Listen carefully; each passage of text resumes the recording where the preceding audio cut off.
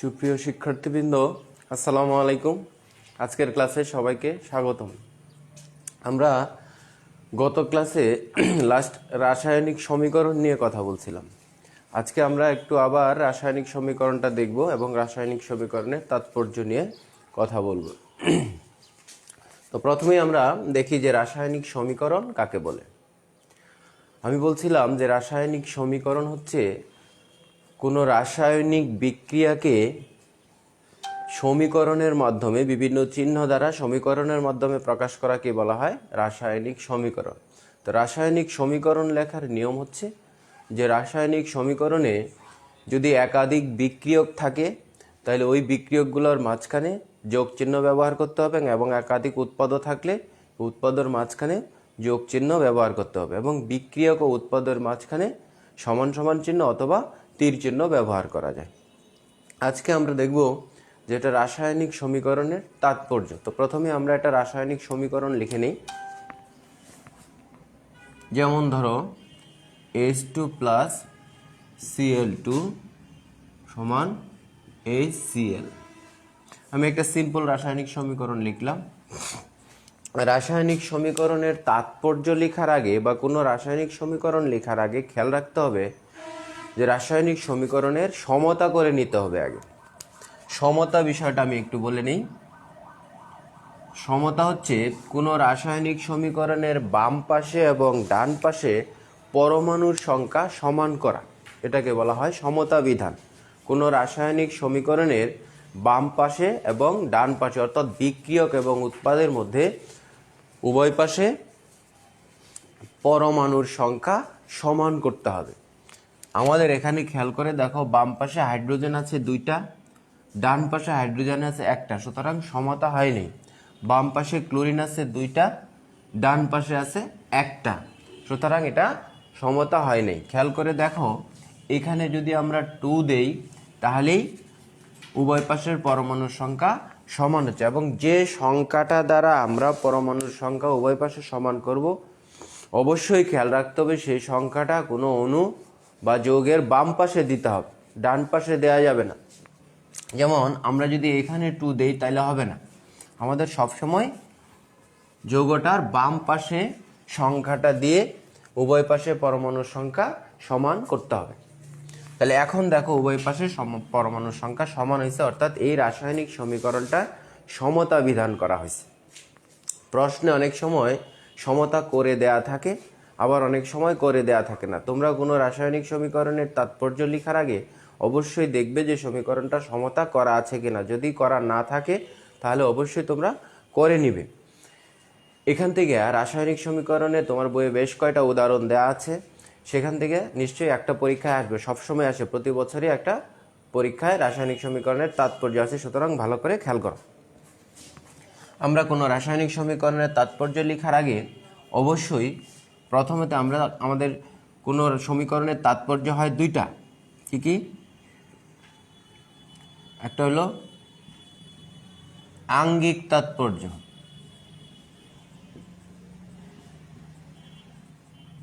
আর একটা হচ্ছে মাত্রিক তাৎপর্য। আঙ্গিক বা এটার আরেকটা নাম আছে গুণগত তাৎপর্য, আঙ্গিক বা গুণগত তাৎপর্য। আরেকটা হচ্ছে মাত্রিক বা পরিমাণগত তাৎপর্য। তাহলে 2 ধরনের তাৎপর্য আছে। কি কি বললাম? যে আঙ্গিক বা গুণগত তাৎপর্য, আঙ্গিক বা গুণগত তাৎপর্য, আর এটা হচ্ছে মাত্রিক বা পরিমাণগত তাৎপর্য। তো প্রথমত আমরা আঙ্গিক বা গুণগত তাৎপর্যটা কি সেটা দেখি।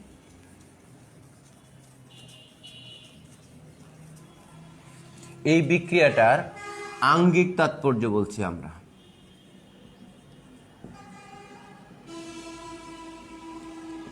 অর্থাৎ বিক্রিয়াটার গায়ে বা অঙ্গে কি লেখা আছে। এখানে আমরা দেখছি যে বিক্রিয়াটার গায়ে লেখা আছে হাইড্রোজেন ক্লোরিনের সাথে বিক্রিয়া করে হাইড্রোজেন ক্লোরাইড উৎপন্ন করছে। শুধু এই কথাটা লিখবা যে কে কার সাথে বিক্রিয়া করে কি উৎপন্ন করছে। আমাদের উপরোক্ত সমীকরণটার গুণগত বা আঙ্গিক তাৎপর্য হচ্ছে হাইড্রোজেন অক্সিজেনের সাথে বিক্রিয়া করে হাইড্রোজেন ক্লোরাইড উৎপন্ন করছে। তাহলে আমরা প্রথমে লিখব যে উপরোক্ত বিক্রিয়ায় হাইড্রোজেন অক্সিজেনের সাথে বিক্রিয়া করে হাইড্রোজেন ক্লোরাইড উৎপন্ন করছে। তারপরে আমরা এটা একটা বলতে পারি আরও, যেটা একটা গ্যাসীয় বিক্রিয়া। আমরা দেখতেছি এখানে হাইড্রোজেনও গ্যাস, ক্লোরিনও গ্যাস, হাইড্রোজেন ক্লোরাইডও গ্যাস। তাহলে এটা একটা গ্যাসীয় বিক্রিয়া কথাটাও বলা যায়। এরপরে আমরা আসব পরিমাণগত তাৎপর্য বা মাত্রিক তাৎপর্য।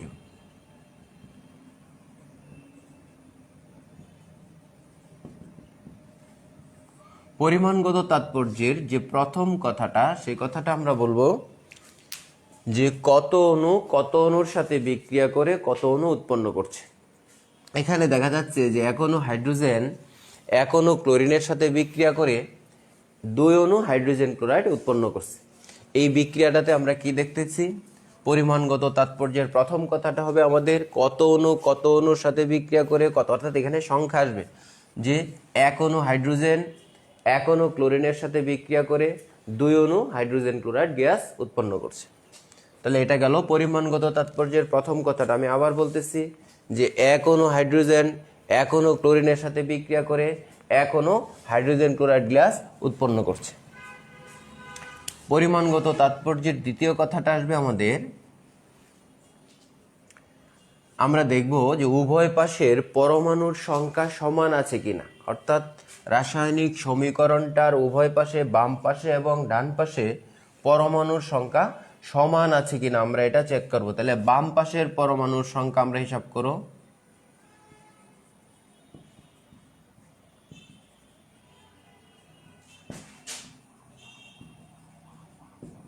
বাম পাশে হাইড্রোজেন কয়টা আছে? 2টা। পরমাণুর সংখ্যা খেয়াল করো, অক্সিজেন কয়টা আছে, ক্লোরিন কয়টা আছে, হাইড্রোজেন আছে 2টা, ক্লোরিন আছে 2টা, তাহলে কয়টা হলো? 4টা। এখন আমরা ডান পাশের পরমাণুর সংখ্যা হিসাব করব।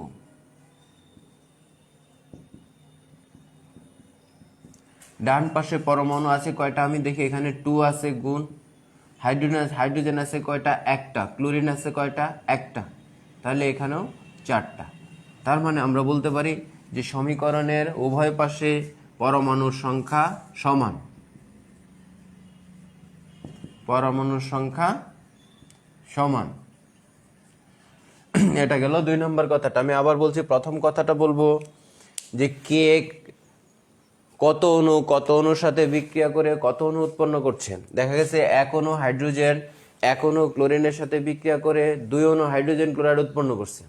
দ্বিতীয় কথাটা হচ্ছে যে উভয় পাশের পরমাণুর সংখ্যা সমান আছে কিনা সেটা আমরা চেক করব। বাম পাশের পরমাণুর সংখ্যা হিসাব করব এবং ডান পাশের পরমাণুর সংখ্যাও হিসাব করব। হিসাব করে দেখব আমরা উভয় পাশে পরমাণুর সংখ্যা সমান আছে কিনা। আমাদের 3 নাম্বার আর একটা কথা আছে, সেটা হচ্ছে যে উভয় পাশের ভর সংখ্যা সমান আছে কিনা সেটা আমরা চেক করব। কারণ আমরা জানি বিক্রিয়ার পূর্বে এবং পরে, কোনো রাসায়নিক বিক্রিয়ার পূর্বে এবং পরে মোট ভর অপরিবর্তিত থাকে, ভরের কোনো পরিবর্তন হয় না। খেয়াল করো 3 নাম্বার কথাটা আমরা লিখব যে বাম পাশের ভর সংখ্যা, বাম পাশের ভর আমরা হিসাব করব।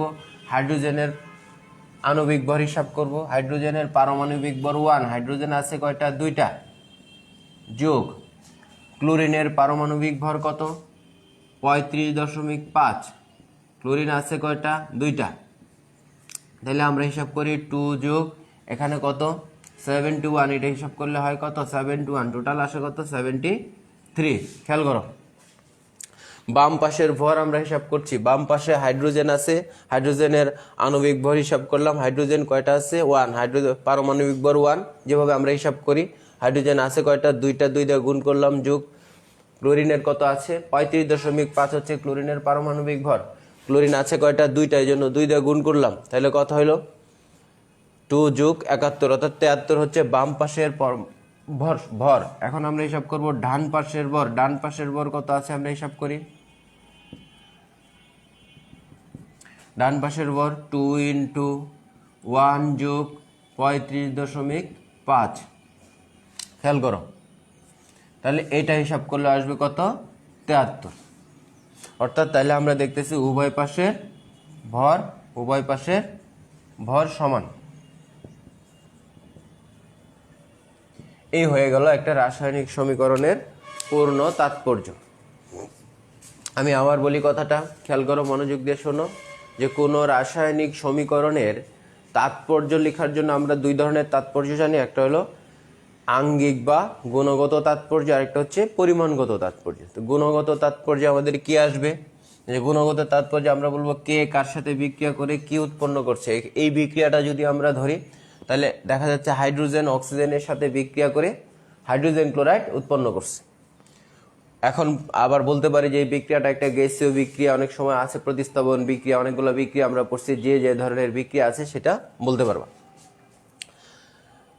তারপরে আচ্ছা, পরিমাণগত তাৎপর্য। পরিমাণগত তাৎপর্য আমাদের বলবো আমরা তিনটা বিষয় কথা বলবো। একটা হচ্ছে কত অণুর সাথে বিক্রিয়া করে কত অণু উৎপন্ন করছে।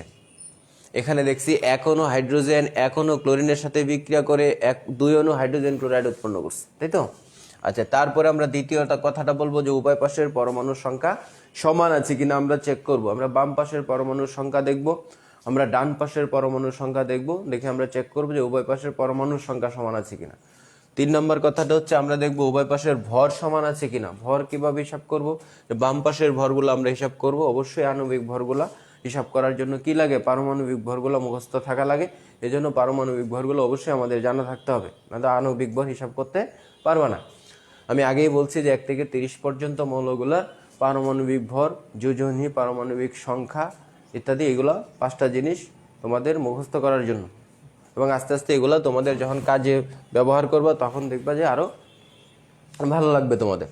তো এখন দেখো আমরা বাম পাশের ভর সংখ্যা হিসাব করলাম, বাম পাশে আসলো 73, ডান পাশের ভর সংখ্যা আমরা হিসাব করলাম 73, তার মানে উভয় পাশের ভর সমান। এই হয়ে গেল একটা রাসায়নিক সমীকরণের পূর্ণ তাৎপর্য। এইভাবে তোমাদের বইয়ে অনেকগুলা রাসায়নিক সমীকরণ করা আছে। এই রাসায়নিক সমীকরণগুলার তাৎপর্য প্র্যাকটিস করবা। যেটা প্র্যাকটিস করতে গিয়ে যেটা সমস্যা হবে সেটা আমাকে কমেন্টসে জানাবো, অথবা ফোন করে আমার কাছ থেকে পরামর্শ নিবা যে স্যার এটা বুঝি নাই বা এটা কিভাবে হবে। তো বেশ কয়টা করা আছে, আমি একটা দেখায় দিলাম, বাকিগুলো তোমরা অবশ্যই প্র্যাকটিস করবে। প্র্যাকটিস না করলে কিন্তু পারা যাবে না। এই গেল আমাদের রাসায়নিক সমীকরণের তাৎপর্য। এরপরে আমরা কয় প্রকার বিক্রিয়া পড়ছিলাম? রাসায়নিক বিক্রিয়া কয় প্রকার পড়ছিলাম? 9 প্রকার, মনে আছে কিনা? এই 9 প্রকার রাসায়নিক বিক্রিয়ার মধ্যে আমরা বলছিলাম যে আরো এক প্রকার রাসায়নিক বিক্রিয়া আছে, সেটা কি? জারণ বিজারণ। এই জারণ বিজারণটা আমরা আজকে আলোচনা করে দেব। তাইলে এই চ্যাপ্টার মোটামুটি হয়ে গেল। গত ক্লাসে স্যার নিশ্চয়ই প্রভাবক এবং প্রভাবন সম্পর্কে ভালো করে তোমাদেরকে বোঝানোর চেষ্টা করছে। আজকে আমি জারণ বিজারণটা একটু বলে দিই। আমাদের আরেক প্রকার রাসায়নিক বিক্রিয়া আছে কি? জারণ বিজারণ, অক্সিডেশন রিডাকশন। জারণ বিজারণ খুবই গুরুত্বপূর্ণ বিষয়, মনোযোগ দিয়ে খেয়াল করো। জারণ বিজারণ, তাহলে প্রথমে আমরা জানি জারণ বিক্রিয়াটা কি। জারণ বিক্রিয়ার দুইটা সংজ্ঞা আছে, একটা হচ্ছে পুরাতন সংজ্ঞা, আরেকটা হচ্ছে আধুনিক সংজ্ঞা বা ইলেকট্রনীয় সংজ্ঞা। প্রথমে আমরা পুরাতন সংজ্ঞাটা বলি, বইয়ে আছে, দেখবে বইটা। পুরাতন সংজ্ঞাটা হচ্ছে যে প্রক্রিয়ায় কোনো মৌল বা আয়ন, পুরাতন সংজ্ঞাটা খেয়াল করো, যে প্রক্রিয়ায় কোনো যৌগের সাথে অক্সিজেনের সংযোগ ঘটে। কি বলছি কথাটা? অক্সিজেনের সংযোগ ঘটলে এটা হয় জারণ, আর হাইড্রোজেনের সংযোগ ঘটলে এটা হয় বিজারণ। তোমরা বইটি খেয়াল করো, পুরাতন সংজ্ঞাটা দেখো লেখা আছে। আমাদের মূলত ইলেকট্রনীয় সংজ্ঞাটাই দরকার বেশি। হ্যাঁ, কোনো বিক্রিয়ায়, যে প্রক্রিয়ায় কোনো যৌগের সাথে অক্সিজেনের সংযোগ ঘটে তাহলে এটা জারণ, আর হাইড্রোজেনের অপসারণ ঘটলে এটা হয় বিজারণ। অক্সিজেনের সংযোগ এবং হাইড্রোজেনের অপসারণ, এটা হলো জারণের পুরাতন সংজ্ঞা। অক্সিজেনের সংযোগ ঘটলে এটা হলো জারণ। এবং জারণের আধুনিক সংজ্ঞাটা আমাদের মেইনলি দরকার, বা ইলেকট্রনীয় সংজ্ঞাটা। সেটা কি? যে প্রক্রিয়ায় কোনো যৌগ বা কোনো মৌল বা আয়ন ইলেকট্রন ত্যাগ করে, ইলেকট্রন ত্যাগ করে। ইলেকট্রন ত্যাগ করলে, যে প্রক্রিয়ায় কোনো মৌল বা আয়ন ইলেকট্রন ত্যাগ করে তাকে জারণ বলে। এটা হলো জারণের ইলেকট্রনীয় বা আধুনিক সংজ্ঞা। আবার বিজারণের এরকম দুইটা কথা আছে, বিজারণ বিক্রিয়া, পুরাতন এবং আধুনিক।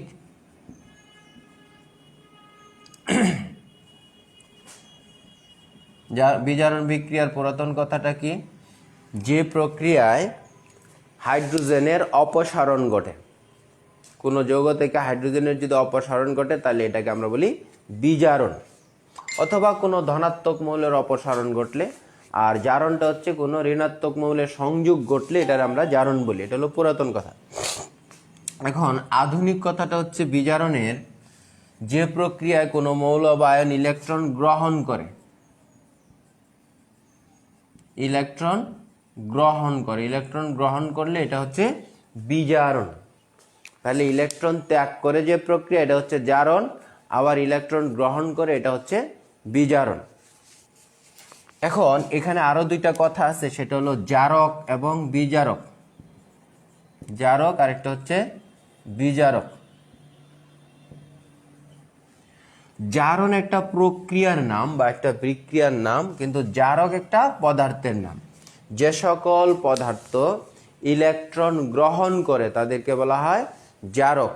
যে সকল পদার্থ ইলেকট্রন গ্রহণ করে তাদেরকে বলা হয় জারক। আর যে সকল পদার্থ ইলেকট্রন ত্যাগ করে তাদেরকে বলা হয় বিজারক। যেমন সকল ধাতুই হচ্ছে বিজারক, ইলেকট্রন ত্যাগ করে। আমি আবার বলতেছি কথাটা, যে সকল পদার্থ ইলেকট্রন গ্রহণ করে তাদেরকে জারক বলা হয়, বাট যে প্রক্রিয়ায় ইলেকট্রন ত্যাগ করে সেটাকে বলা হয় জারণ।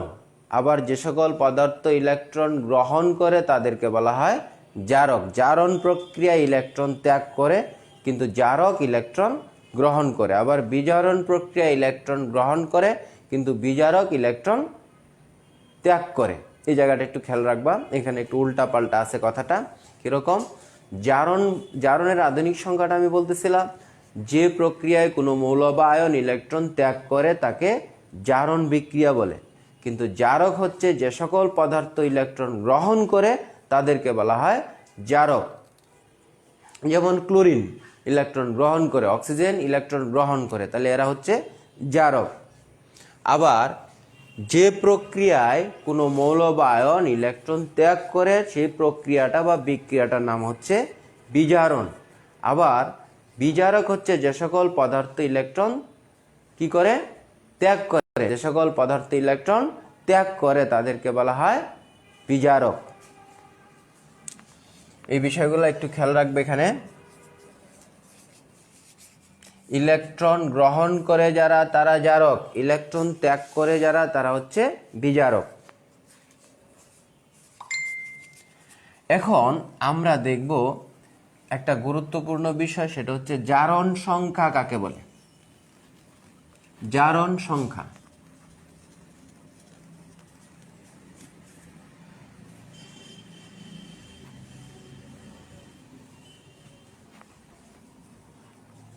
খেয়াল করো, গুরুত্বপূর্ণ কথা পরীক্ষায় আসে। জারণ সংখ্যা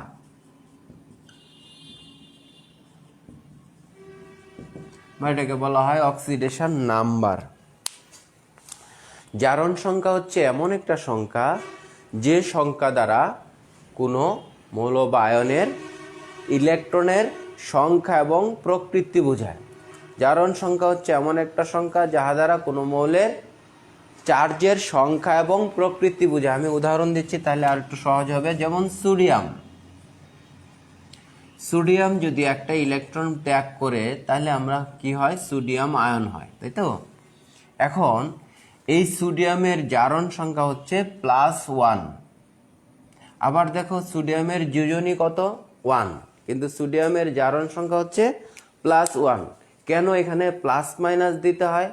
যে প্লাস মাইনাস দিতে হয় এই জন্য, তার জারণ সংখ্যা বোঝানোর জন্য। যদি কোনো মৌল ইলেকট্রন ত্যাগ করে তাহলে তার উপর ধনাত্মক চার্জ হয়, কোনো মৌল ইলেকট্রন গ্রহণ করলে তার উপর ঋণাত্মক চার্জ হয়, এটা আমরা জানি। তাহলে যেমন ক্লোরিন যদি ইলেকট্রন গ্রহণ করে, একটা ইলেকট্রন গ্রহণ করে, তাহলে হয় ক্লোরাইড আয়ন। তাহলে ক্লোরিনের জারণ সংখ্যা হচ্ছে -1।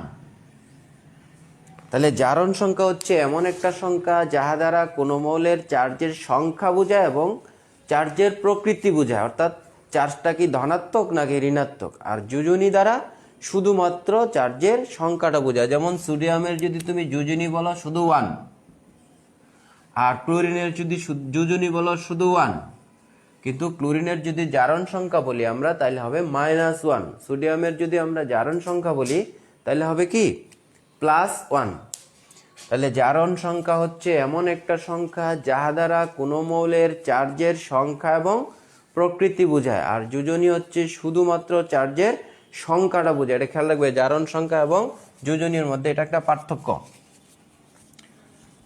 তাহলে আমরা দেখতেছি যে জারণ সংখ্যা হচ্ছে এমন একটা সংখ্যা যাহা দ্বারা কোনো মৌলের চার্জের সংখ্যা এবং প্রকৃতি নির্দেশ করে, তাকে আমরা বলি জারণ সংখ্যা।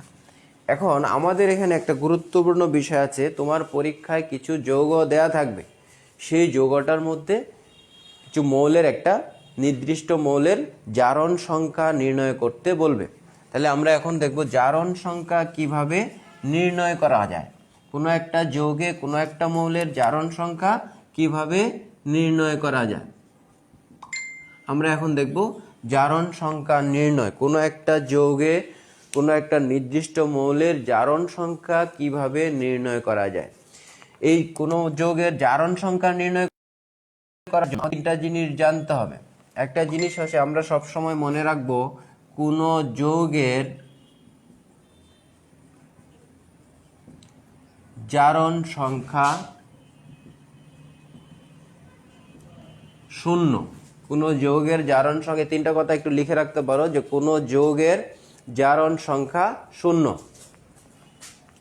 আমাদের 2 নম্বর কথাটা হচ্ছে মুক্ত মৌলের জারণ সংখ্যা 0। মুক্ত মৌলের জারণ সংখ্যা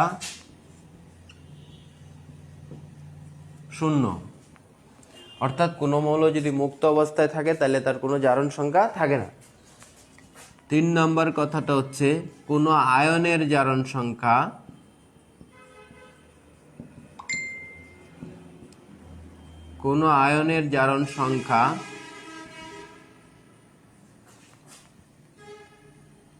সমান তার চার্জের সমান।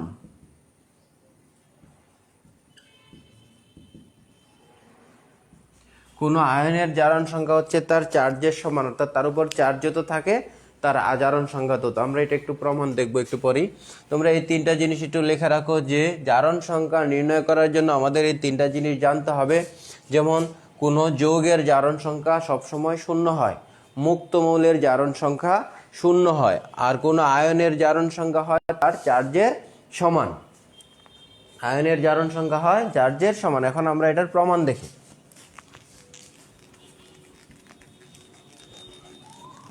যেমন তোমাকে বলা হলো যে সালফিউরিক অ্যাসিডে কেন্দ্রীয় পরমাণুর জারণ সংখ্যা নির্ণয় করো।